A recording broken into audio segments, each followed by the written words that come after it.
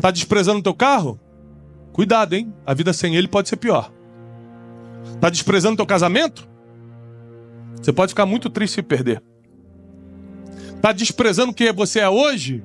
Cuidado, você tá desprezando a si mesmo. A gente perde tudo o que menospreza.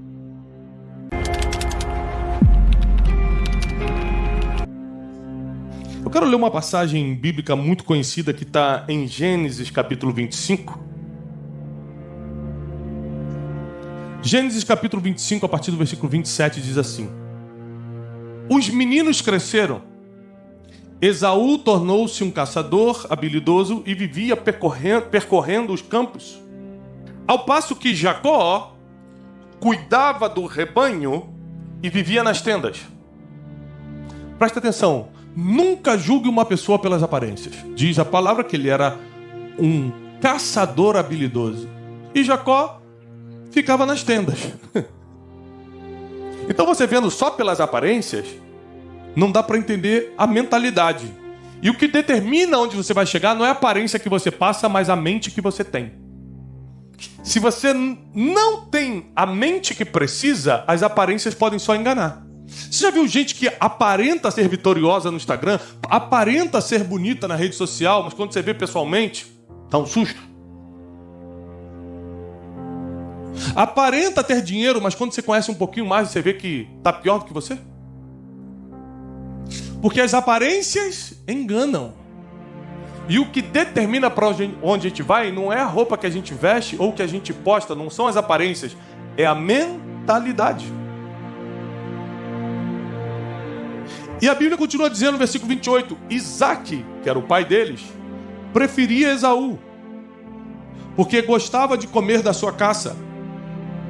Mas Rebeca, a mãe, preferia Jacó. Certa vez, quando Jacó, que vivia em tendas, que vivia na casa,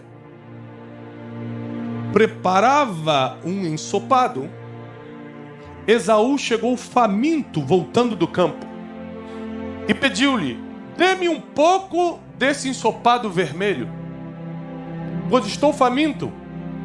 Por isso também ele foi chamado de Edom. Respondeu-lhe Jacó: venda-me primeiro o seu direito de filho mais velho. Peraí, gente, o que uma coisa tem a ver com outra? É que você precisa lembrar que a boca fala do que o coração está. A boca fala do que o coração está. Em Israel, desde essa época, a bênção divina era reservada para o primogênito. Jacó, ele era obcecado e obstinado por uma coisa. Ele queria vencer na vida com a bênção divina. E ele botou isso na cabeça e ele ficava em tendas. Enquanto seu irmão estava caçando, trabalhando braçalmente, ele estava em tendas, pensando como iria alcançar a bênção divina. Quando você conversa com grandes gênios da atualidade, rapaz, como é que você teve a ideia da Tesla? Como é que você teve a ideia da Apple? Como é que você teve a ideia disso, daquilo? Eles sempre vão falar assim, ó, ócio produtivo, ócio criativo. Ficar muito tempo sem fazer nada, pensando numa coisa para criar. Enquanto um estava braçalmente trabalhando, e dizem que quem trabalha muito não tem tempo para ganhar dinheiro.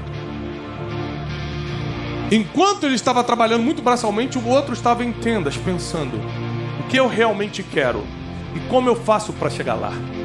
O que eu realmente quero e o que eu faço para tomar isso? Quem está muito ocupado no operacional não tem tempo para pensar no que realmente quer. Jacó sabia exatamente o que queria. Isso define a sua mentalidade, saber o que quer. Você nunca vai lutar por algo que você não sabe o que quer. Eu não sei o que eu quero, vou lutar pelo quê? O que vier tá bom, o que vier é lucro. O que Deus mandar, mandou. A situação que apresentar eu aceito, porque afinal de contas eu não sei o que eu quero. A minha mentalidade, o nível da minha mentalidade, que é determinada pelas pessoas que eu convivo, pelos ambientes que eu frequento, pelos livros que eu leio, pelas experiências que eu tenho, o nível da minha mentalidade determina o que eu vou querer. Quero ser rico ou quero ser pobre? Quero ser anônimo ou quero ser relevante? Quero ajudar milhões de pessoas ou só 10 pessoas ou ninguém? O nível da minha mentalidade determina o que eu vou querer. Tudo que você quer Tudo que você deseja, todas as suas ambições estão diretamente ligadas ao nível da sua mentalidade. Provavelmente, quando você aumentar o nível da sua mentalidade através de experiências, livros, pessoas e ambientes, você também vai aumentar os seus desejos, aquilo que você quer, aquilo que você almeja, os seus objetivos. E a Bíblia diz que quando apareceu a primeira oportunidade, Esaú está vindo num momento de fraqueza física e emocional. Ele está cansado, ele está com fome. E toda vez que você está cansado, você negocia mal. O pior pecado de Davi, do rei Davi, aconteceu quando era tempo dos reis saírem para a guerra. Ele estava cansado, ficou em casa descansando, olhou Batseba, desejou e a possuiu, só que ela já era casada. Então, cansado, você toma decisões que jamais tomaria. Às vezes meus filhos falam: pai, deixa eu jogar no iPad. Não, tem hora para jogar, tem tempo, tem momento. Não. Eles podem pedir 1000 vezes, não deixa. Agora, se eu estiver cansado, é de primeira. Cansado eu cedo logo, porque chega de gritaria, eu tô cansado. Vai, meu filho, joga. Você quebra uma regra tua quando tá cansado. É ou não é? Você negocia o que não negociaria quando está cansado. Então aqui tem muita coisa para a gente aprender nessa passagem. Primeiro, Esaú entra numa negociação cansado, enquanto Jacó estava na tenda, em ócio criativo, pensando, descansando e planejando. Quem vai ganhar essa negociação? Quem está cansado, quem está em necessidade. Já viu aquele ditado popular: nunca faça compras quando estiver com fome? Já viu isso? É verdade. Você vai no supermercado com fome, você... vou levar esses Cheetos, vou levar 3 caixas de hambúrguer. Vai pegando um monte de besteira, porque você vai pensando com o estômago. É normal. Tem que ir com a lista. Saber o que realmente precisa e não o que você está com desejo na hora. Então Esaú comete um erro estratégico muito sério. Ele entra numa negociação, ele podia ter falado assim: depois a gente conversa sobre isso. Mas ele prefere entrar na negociação estando em desvantagem física e emocional, estando cansado. Já Jacó, por outro lado, obstinado, obcecado pela bênção, sabia que se ele não pedisse a primogenitura, ele não teria direito divino a essa bênção. Então Jacó não mandou do nada: vende-me a tua primogenitura. Ele já estava planejando, porque a boca fala do que o coração está. O coração dele estava: eu tenho que tomar essa primogenitura de Esaú, ele tem que passar isso para mim. Como? Me dá uma oportunidade. E um dia a oportunidade chega. Esaú pede algo que ele queria muito, e Jacó fala: claro, eu preparo para você, mas me vende a tua primogenitura.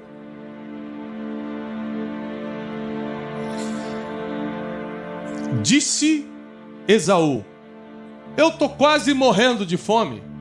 O que me vale ser o mais velho? Sabe o que é isso aqui? Necessidade do presente ganhando do longo prazo. O que vale ser o mais velho? Será que Esaú não sabia que a bênção divina só caía sobre o primogênito? Será que ele estava fora do país e não entendia? Porque não tinha resultado rápido. É porque ele já estava grande e não via qual era a vantagem de ser o mais velho. O que me adianta se eu tenho que sair para trabalhar todo dia? O que me adianta ser o filho mais velho se ainda assim eu tenho que ficar caçando para comer? O que adianta ser o filho mais velho se eu estou nessa necessidade agora, querendo comer e não tenho comida? E aí, ele fala: do que me serve ser o mais velho se eu estou morrendo de fome? Jacó, porém, insistiu: então jura-me primeiro. Esaú fez o juramento, vendendo o seu direito de filho mais velho a Jacó. Então Jacó serviu a Esaú pão com um ensopado de lentilhas. Ele comeu, bebeu, levantou-se e se foi. O versículo acaba assim: assim Esaú desprezou o seu direito de primogênito. Pode anotar o que eu estou te ensinando. Você perde tudo aquilo que despreza. A Bíblia diz: não menospreze os pequenos começos. Toda vez que a palavra desprezo aparece na Bíblia, vai ter uma perda grande depois. Mical desprezou Davi no seu coração quando ele entra dançando na cidade de Jerusalém, e a Bíblia diz que ela não teve filhos com ele por causa disso. Golias desprezou Davi quando viu que ele era um menino, e ele perdeu a batalha para Davi por causa do desprezo. O desprezo vai te gerar perdas. Cuidado com o que você anda desprezando, porque você perde tudo aquilo que despreza. E a Bíblia diz que Esaú desprezou a primogenitura, por isso perdeu. Versículos depois vai aparecer o próprio Esaú falando que Jacó é enganador. Presta atenção.